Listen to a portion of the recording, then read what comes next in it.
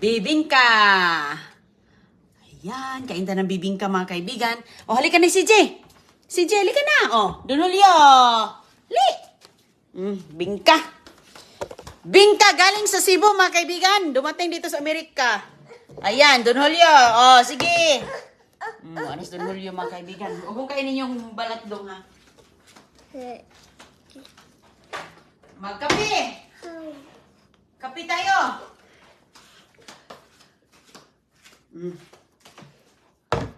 Sige, kuha ko ng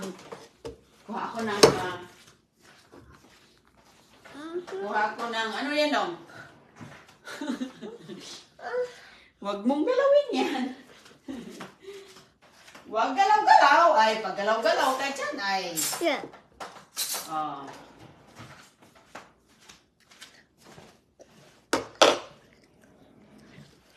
Isog. Isog. Ayan si Don Julio. Init pa? Oh, hindi na init. Ay, wag to. Hindi naman yan malamig. Oh, hindi malamig. Malamig na yan. Sige, oh. Sige, ganyan mo. Kuha ako ng inumin mo.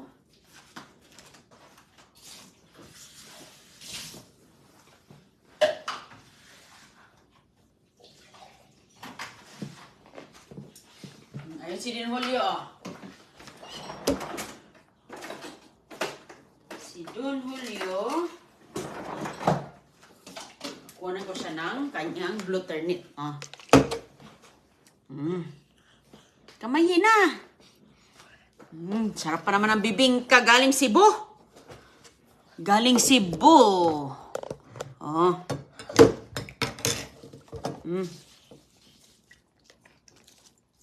Okay. Sarap. Eh, mga kaibigan, oh, pumutok ang bibingka. Sus, kasarap. Harap. Unti. Kaya gusto niya siya. Huwag pakialaman. Kain tayo ng bibingka. Dami na bibingka, Bisaya. Sarap to ba? Pero grabe.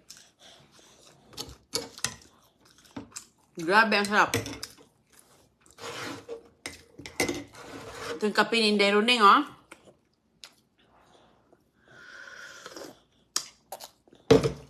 Sa'yo yan, dong. Mayroon pa talaga yan, ano, oh. Niluto talaga sa dahon. Ano naman? Gusto mo yan?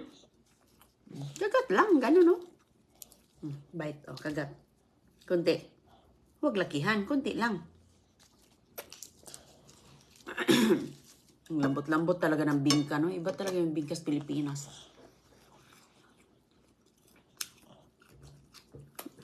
Iba talaga yung bibingka sa Pilipinas. Ganito kalambot, mga kaibigan.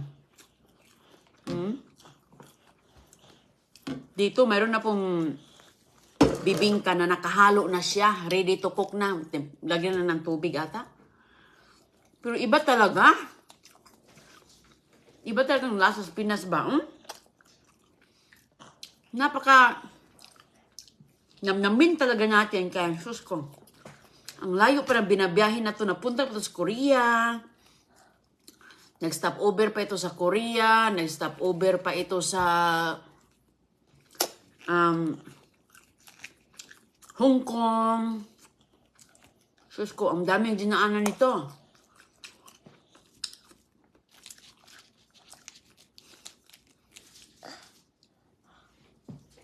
Gusto ni CJ.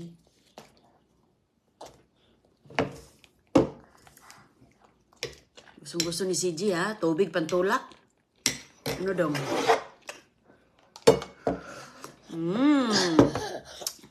Kain tayo.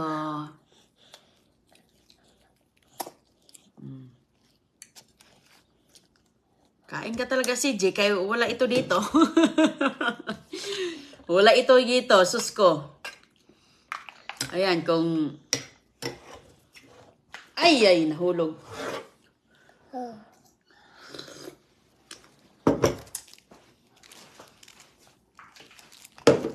Nam-nam ni si Je.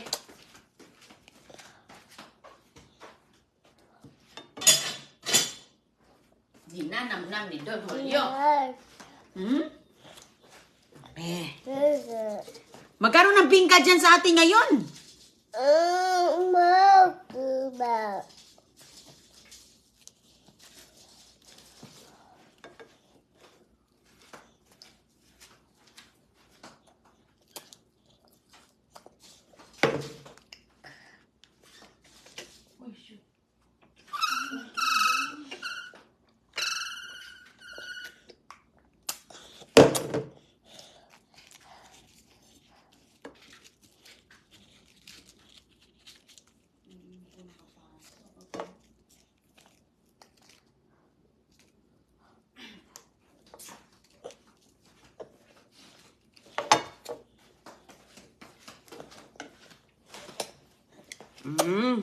Very good. Ano sa manin mo dyan? Wag na yan. Balat na yan. Balat na yan. Si CG.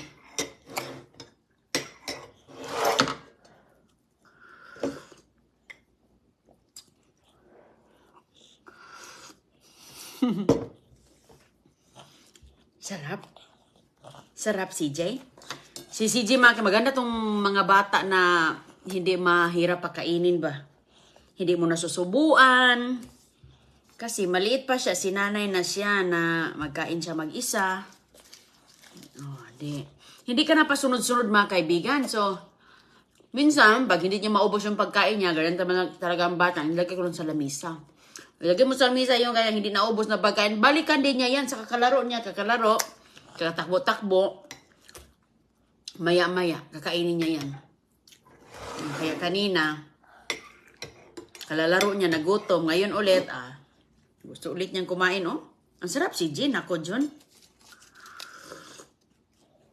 Shoutout kay Ate Isiit. Salamat, Ate, sa bigay mong bingka. Galing Cebu. Si Ate Isiit, taga Lapu-Lapu. Salamat, ha, sa nagluto. Ma'am, shoutout sa iyo, ma'am, sa nagluto sa bibingka. Ma'am, ang bibingka mo, ma'am, ay talagang ang bango-bango. Talagang amoy Pilipinas. Hindi man kami makauwi ng Pilipinas. Hindi pa ngayon, pero baka bukas, malay natin. Ay, ang bango-bango talaga. Simutin mo dun. Bagong Pilipinas, no? Napakabango. Ang bango-bango. Ay, sus ko. Papakain ko sa kanya, mga kaibigan, kay alam mo na, unahin talaga natin at least konting tikim. Masaya na tayo pag konting tikim. Ganda, ganda talaga, oh. Ito kasi luto kasi hindi kasi tuubin eh. Luto talaga manual ba? Yung talagang nilalagyan ng apoy yung ibabaw ng taro, di ba? Sus ko. Yan. Yung, halika na. Hali. Tapos na, kainin ko yan. O, inom tubig mo. Meron ka pang konti. Huwag tubig. Kay, ano yan, mainit. Mainit.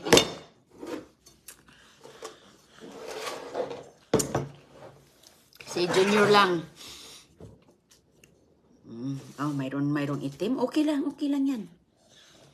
Ang bango-bango talaga. Si Don Julio, pag uwi nito sa Pilipinas, busog na, hindi na mamili. Bili na ng bingka dyan sa paligid-ligid, dyan sa gilid-gilid ba ng kalsada. Hindi na tayo magkakandara pa, maghanap. Na ano ipapakain, kain man siya ng, kahit ano. Pati siya gagawin. Kain din siya, kahit ano, puto, bibingka puto. Ay, bibingka puto. Puto, at saka yung balanghoy, yung kamunting kahoy na puto. Sumang. Sus ko. Okay lang. Sa'yo na yan. Kaya gustong-gusto mo eh. Kung anong matira dyan, may mumho, ayos. Bakit ka pumapayat, Inday? Nagpa-slim talaga ako, ma'am, kay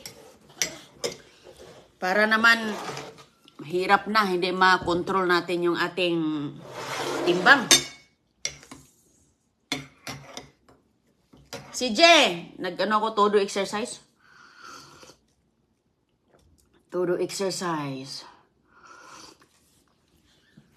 Oh, binalikan niya yung kanyang ano, okay, kainin ko yan.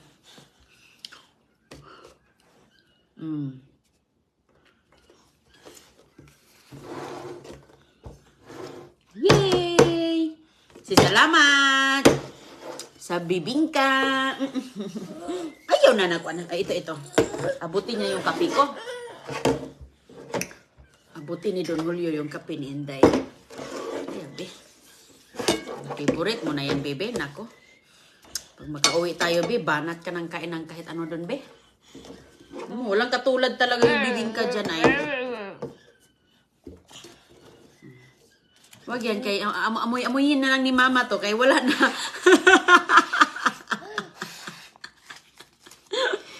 Napakabango. Ay, galing din ni Junior. Oh, sinimot din niya, oh. Inamoy din pala. Ayaw, bebe. Blue turnip po ito, yung bulaklak ko. Kumain na ako ng konti. Ito din, blue turnip din ito. Ginawa kong ice. Yan yung inunom niya. Bango-bango talaga. Makikita ito ni ma'am yung nagluluto. Shout sa iyo, ma'am. Salamat, ha. Kasi simot din niya. Inamoy din ni Junyo. Ang sarap po ng bibingka niya. Taga ano siya, taga Cebu. Somewhere Lapu-Lapu. Ops.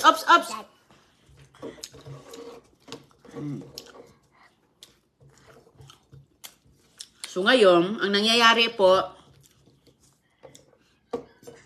kasi pag mag-fly ka dito, parang ano lang mga pag uwi mo galing dito, pag umuwi ka na dito, mga travel hours mo, mga nasa 20 hours, 22 hours. So okay pa siya, hindi pa siya mapapanis. At saka, pinuprosin ni Ate Isiit, ubos ni CJ. Pinuprosin niya para tumigas, tapos binabalot niya. So, pagdating niya dito, matigas pa rin. Naka-frozen. So, ngayon, pag iinitin mo siya, parang ano din. Ganun pa rin ang lasa.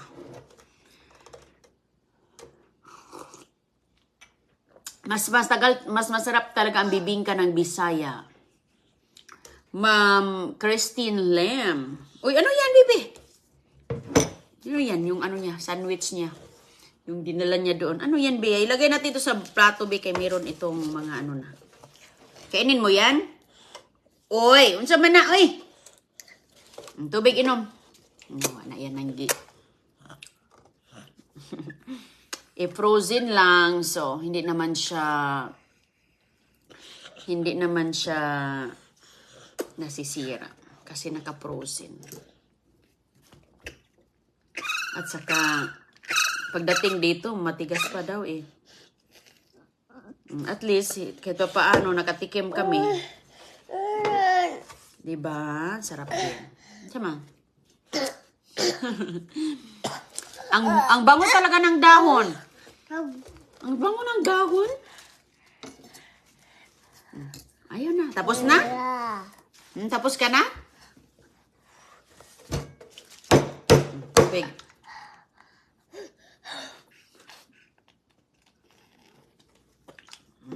Yum. Yum. Busog na si CJ. Pwede nang matulog, magnap. Oo, nag-barf na siya. Nag-barf na.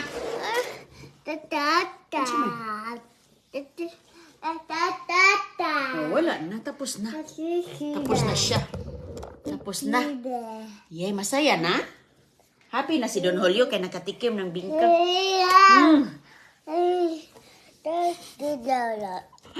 Ang kulit talaga ni CJ.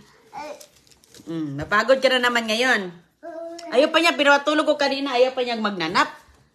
So ngayon mga kaibigan, gusto niyang magkuha yung kanyang upuan. Kumusta po sa inyo, Mama Vicky? Dito, iba yung bibingka sa lugar, sa sa ibang lugar kasi nilalagyan nila ng, ano yun, yung salted egg, no? Nilalagyan nila, tapos sa amin, wala. Plain talaga. Plain na plain. Sus, nung bata pa ako, sus ko. Ang dami nito sa aming probinsya. Uy, talagang makikita mo, pati mga tinapay, niluluto talaga sa hindi oven yung, anong tawag yung, parang taro siya. Tapos sa ilalim may apoy, sa ibabaw may apoy. Ganon panindaman dyan sa mga palengke-palengke. Ano yan, Junior? Nanahimik na siya. Ano yung kinukuha niya? Ay. Yung para sa garden, nawa na. Nawa na, napunta na sa damit mo. Kulit, oh. Mga ganito, mga kaibigan, inaabot niya. Mayroon po yung orange at saka mga balat-balat. Ay, nabasa na. Bihisan ko muna to, kaya nabasa na siya. Inabot kasi eh. Inabot ni CJ. Sige po, ingat po kayong lahat at magandang araw. Kita lang tayo mamaya.